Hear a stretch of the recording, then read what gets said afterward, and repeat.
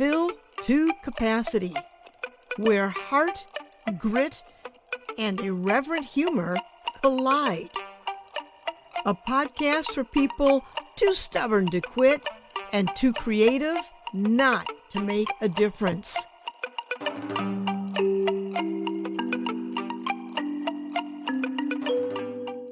Hi, I'm Pat Benincasa, and welcome back to Fill to Capacity. Hey, you're listening to the very first episode of the new year. So as we kick off this exciting new journey, I want to wish you a happy and healthy new year, and let's do this together. Today's episode, Reclaiming Self, a Holistic Journey with Cancer. My guest is Alice Grasset, and she discovered guided meditation on French public radio at age 10 and has done it ever since. With an MBA and veterinary medicine degrees from France, she took a leap of faith in Raleigh, North Carolina, leaving her corporate pharmaceuticals job to start Yapura Wellness Center with her husband, Carlos. And you know, while she was there, she worked with several clients recovering from breast cancer.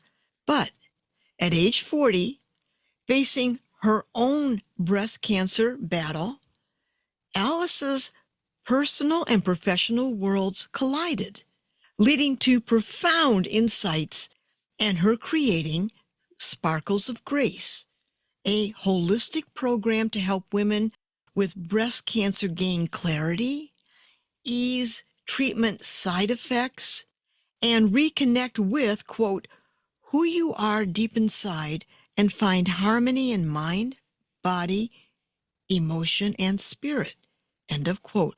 Well, welcome, Alice. It's so wonderful to have you here. Thank you, Pat. It's great to be here with you today.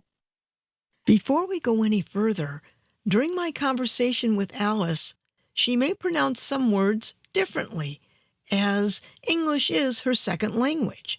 When necessary, I will occasionally repeat these words with the more common English pronunciation. This is such an important topic, and I want to make sure everyone is able to follow. Okay, let's get back to Alice. So why don't we start? Will you tell our listeners, what is Sparkles of Grace?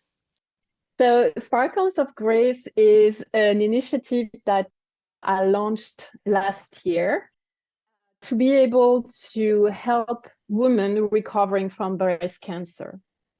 So as you mentioned in the introduction, I was diagnosed with breast cancer when I was 40 years old.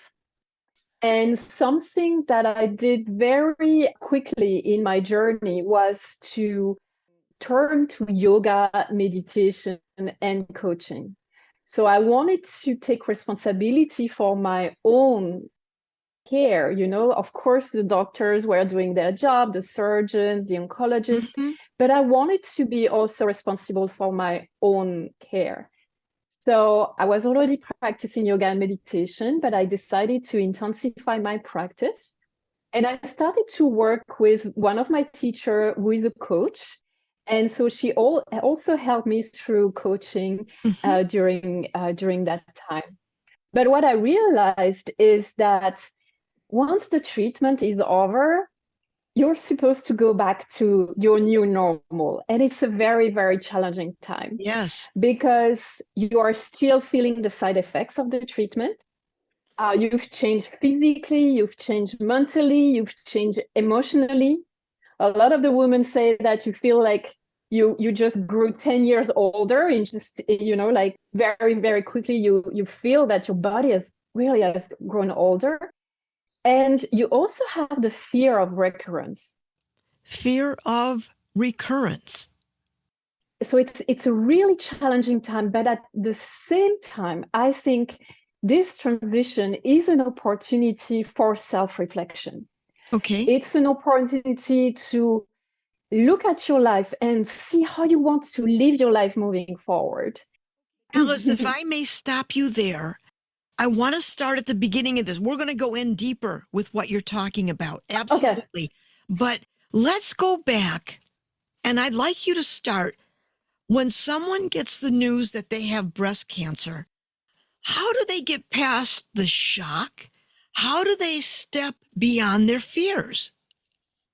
I mean, it's a very, very challenging news when you hear that you have cancer.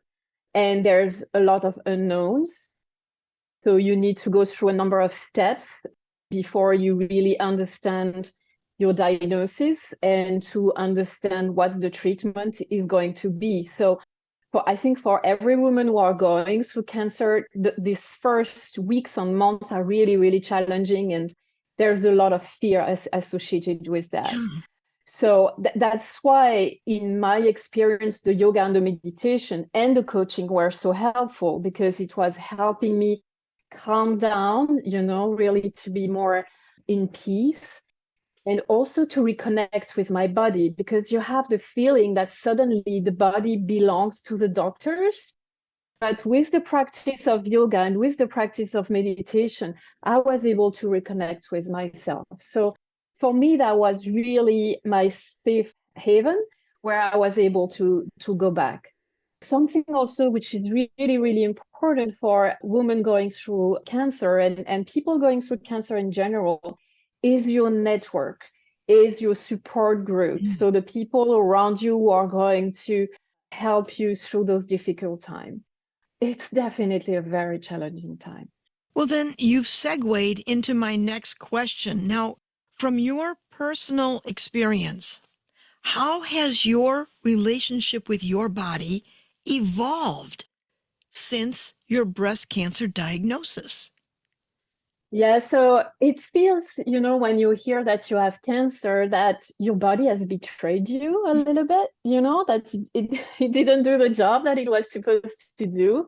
But that's where I really love the yoga and the meditation practice, because it's all about feeling the sensations in the body. So to me, it's like to reestablish the connection between more the cognitive function Cognitive function? and the body. And I must say that probably I was not taking very good care of my body before, right?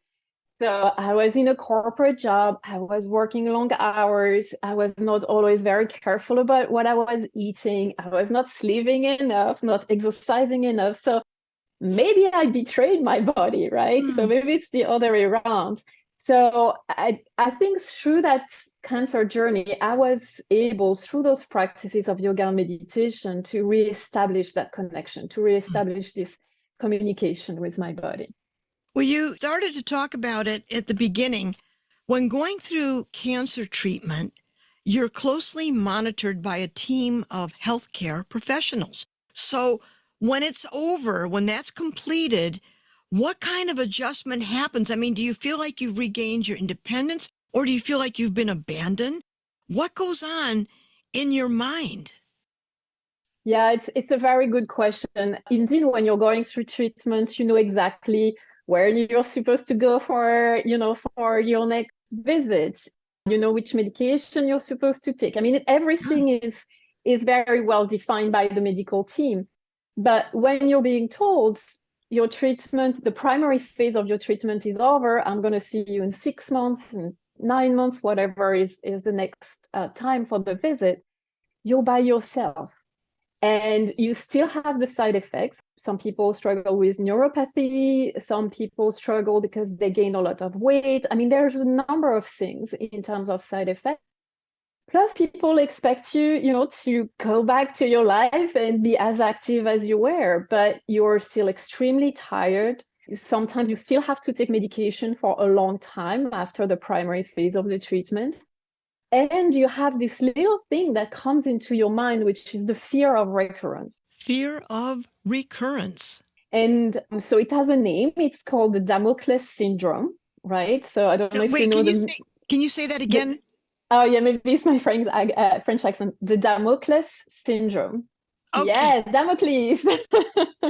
Damocles, exactly. So it's a well-known syndrome. I mean, they don't tell you that in advance, but it's a well-known syndrome that people who go through cancer who are in remission, they may very well develop strong anxiety and strong fear of recurrence. And it has nothing to do with your stage of cancer. It has nothing to do with your prognosis, but part of that population of cancer survivors may develop very strong fear of recurrence. And the way it manifests, I mean, the way it manifested for me is that any kind of little pain that I was having in my body, I was panicking. Maybe that was a cancer returning. Maybe, I would be sick again. And that's very, very challenging. And to be able to manage that fear and to be able to move forward in life with that fear, it's something challenging. And this is where I want to help women. So basically, I was going to ask you in my next question, how are you able to create or rediscover a normal life after finishing cancer treatments? You're talking about it, and it sounds like you had to go through some deep digging into your mind and heart about fear. Like, oh my God, is it going to come back? Wait, what is this ache I'm feeling? How do you go from feeling all of it? And that just seems normal, Alice, that you would worry about all of that. Is normal possible coming out of that? Now, and what does normal look like to you? Yeah. So the first step, I think, in that process is to build a safe space. So when you are going through cancer, you're going into, the fight flight mode, right? You are in survival, you're doing everything to survive, but your nervous system cannot stay in that stage. You need to go back to a space where you can relax, where your nervous system can calm down. So that's really the first step in the process. And then I think it's very important to reflect on the cancer journey, to understand what we've learned through that experience, what were the silver linings, and really to process all the emotions associated with it.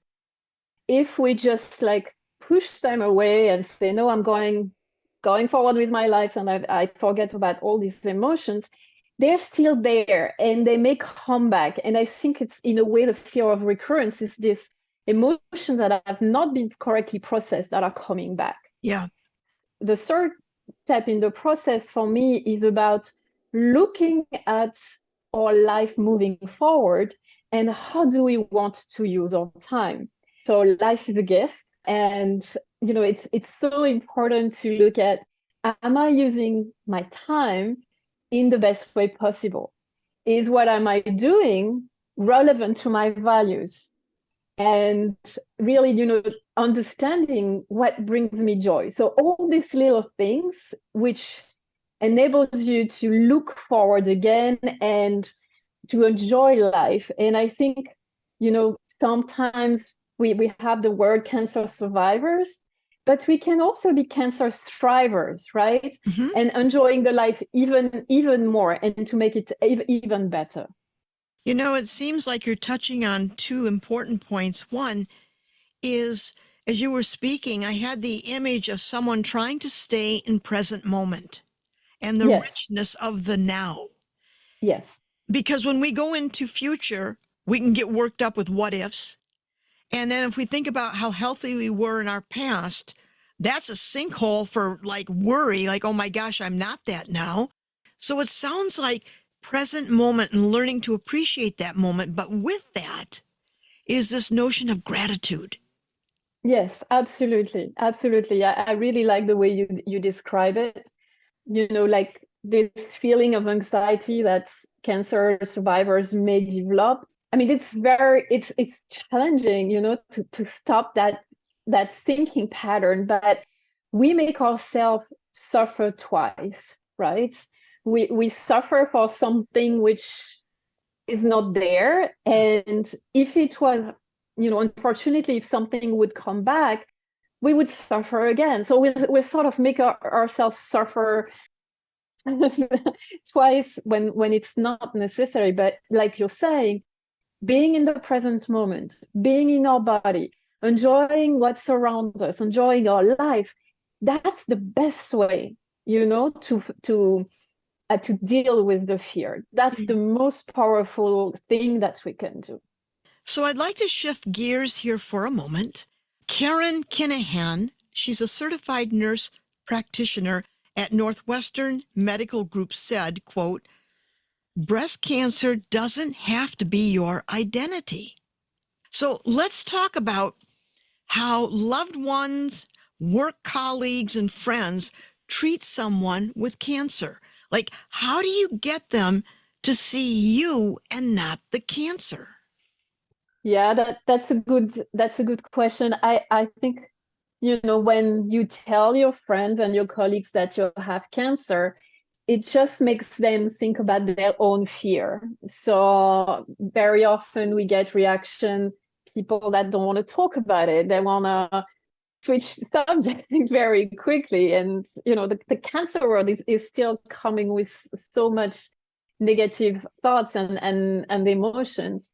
And so I think probably many cancer patients and cancer survivors, because they don't want to make their family worried, they don't want people to be upset, we keep that inside, right? And that could be, negative for our treatment, because these emotions, if we hold them inside of us, they could lead to more stress.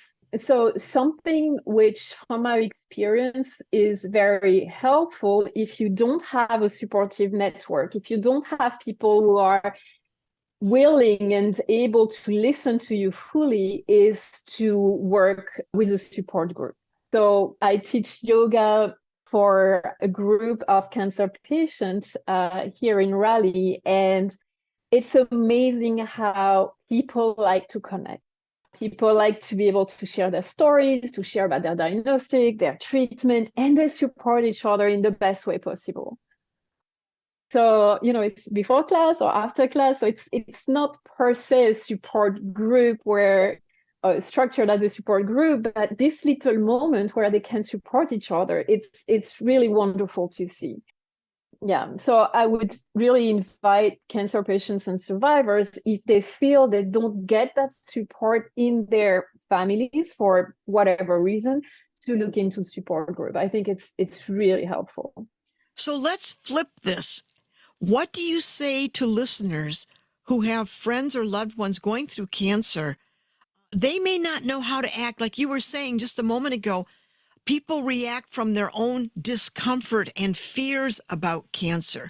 So what do you say to those folks who have friends and loved ones going through cancer? How are they to be? So really the most important thing to help somebody who's going through cancer is to be present and to listen.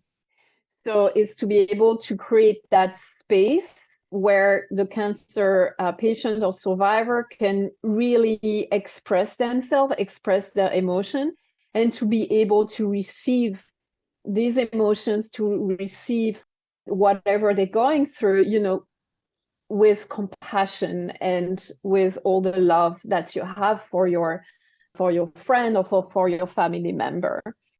And something as well, I think, which is important, is to ask them what they need. So yeah. So sometimes, there's some personalities where people try to do a lot, they're going to start bringing you meals or, but first ask the person, ask the cancer patient what they truly need, because it may be something completely different. So listen to them and ask them what they need. It's going to be different depending on the person. Somebody, yes, they will want you to come and give them, some nice food. Some people will want you to come with them to their chemotherapy or their radiation session. Some people will want to go and just have a nice coffee or go for a little walk. That's going to be different. So don't impose it on the person. Just ask them what they need, and listen to them. They're going through a lot, so they need that space to be able to express themselves. We know that sharing, either with your diary, either with a journal, or with somebody, that to be able to share and to externalize what's going on, it helps a lot in terms of stress reduction and anxiety management. So when you listen to your friend, to your loved one, you're helping them feel better. So just, it's just listening and having that space. Alice, what I love about what you just said is that a cancer journey is very personal. One size does not fit all.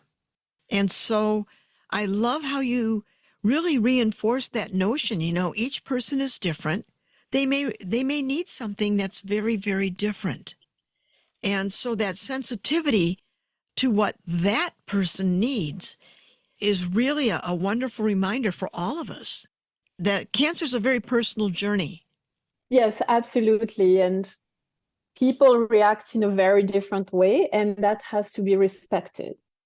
Can you describe a transformative moment with a client as they navigated breast cancer recovery? Yes, the example that comes to mind is with a lady who was a small business owner, and she had to go, through her cancer treatment. So all her business activities were, it was very difficult for her to continue to work at the same time, and her business really had some issues. And so we worked together, looking at what she could do, at work, how she could work differently, how she can free some time for herself, for self-care, so that she could do also activities that she had never given herself the time to do. So there are several things that she wanted to do in terms of art, and in her busy life, she never had the time to do it. But after our work, she started to do this thing that she wanted so much to do.